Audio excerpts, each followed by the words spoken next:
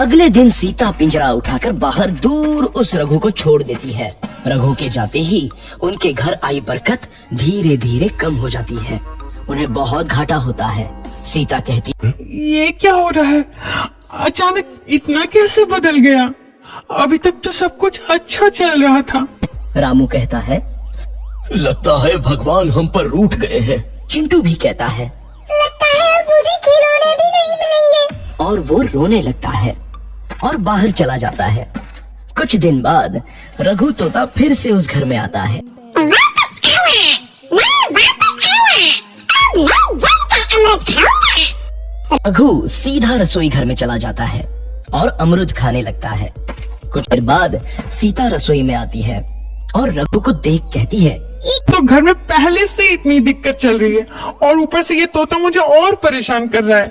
सीता रघु को वहाँ से भगा देती है। रघु उड़कर किसी कोने में छुप जाता है। कुछ दिन बाद धीरे धीरे उस घर की बरकत वापस आने लगती है। काम भी अच्छे से चलने लगता है। एक रात जब रघु तोता अमृत खाने जाता है तो पिंजरे में फंस जाता है।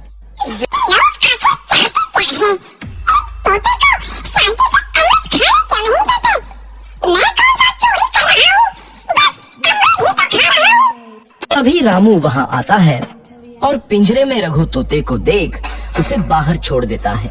ये तोता भी कितना जिद्दी है, बार बार वापस आ जाता है।